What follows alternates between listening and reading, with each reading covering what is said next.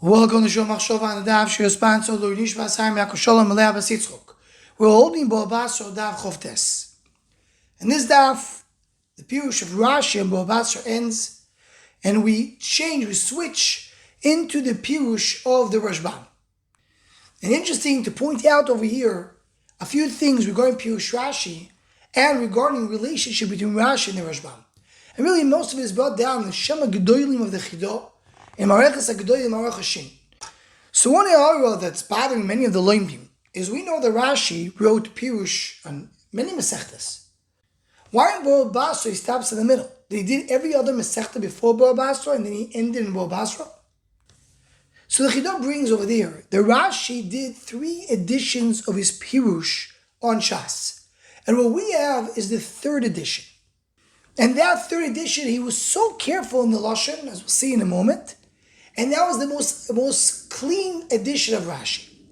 Now after that Rashi, as he's doing his 3rd edition, and he's correcting the other editions, he did a Pirush on the entire Shas, then he did a 2nd edition, and in the 3rd edition, it wasn't going in order. And he stopped in the middle of Bava Basra while all the Masechtas are either finished the 3rd edition, or we have the original edition that he had before that. The Chidah right before that, in the note, points out an interesting story between Rashi and the Rashbam. Says, he finds that Reb Chaim Vital wrote in his Ksaviyat that Rashi, after his Ptiro, came in a dream to the Rashbam, and he woke him up, and he told him, listen, I taught you everything, everything that I could have given you in Torah I gave you, except the Kriya of Shema Ne'elam, the Shem HaKadosh Baruch Hu, how to read Shema Ne'elam, I did not teach you yet, and I want to teach it to you right now. And then he woke him up and he taught him that Pirush. And adds the Chidah. Do you see from here, Goydel Gdushasoy v'Toikiv Gdulasoi? They did not want to teach the Rashbam the Soid and how to read Shema Ne'elam because he wasn't sure if the Rashbam was right to that. He didn't know.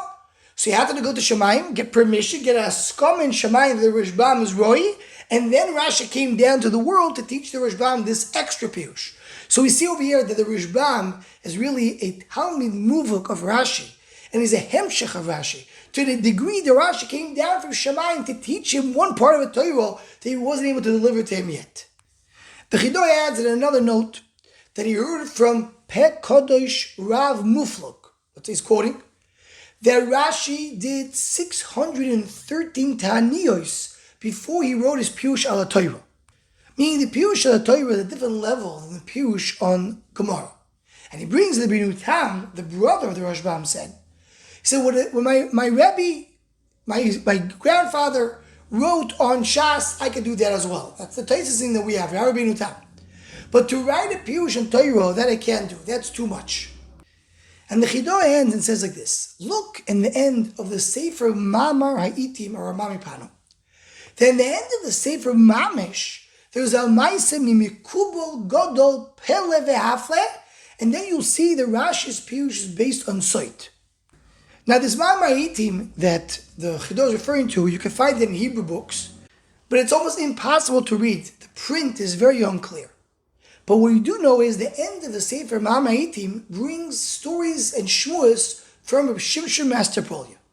And Reb Shimshon Master Polya, we have another makor, what's the story with Rashi? Because Reuven Margolios, he wrote a mimer in the kovetz called Hapoisik. There's a kovetz came out called Hapoisik. In the first year, it's called Shana Aleph Beis, Simon Vav, Reuven Margolios has there a mimer on Rashi. And he brings there in the name of Reb Shimshon Master Polya. The Reb Shimshon Master Polya for 20 years, he wanted to come and make it explain. He wrote a sefer to explain Divrei Rashi, to come and explain every word that Rashi means to say. Once he finished the sefer after 20 years, he realized the sefer is too big, it's too large. Nobody's able to learn it. You have to learn, that's the only thing you can learn your whole life.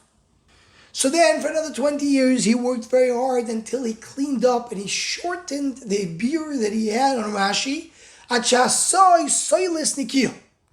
And once he did that, so then he saw that what he wrote and what Rashi wrote is exactly the same. Mibli yitur v'chaser.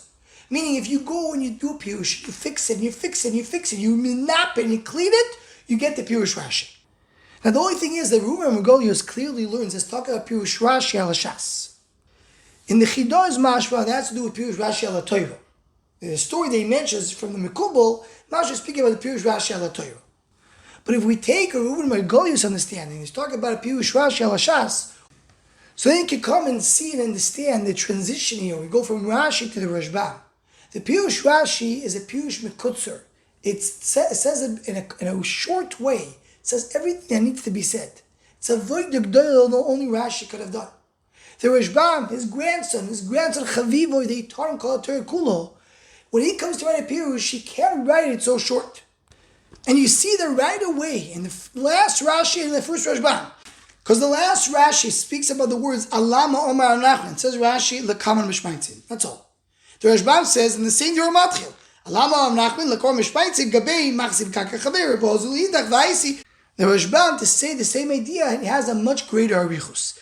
And that is the chiluk between the Pirush Rashi and the Pirush of the Rashbam, his grandson, who is his rightful Talmid. Anyone who wants to join the Shom Machshava email list to Hotzko, please email shommachshava@gmail.com.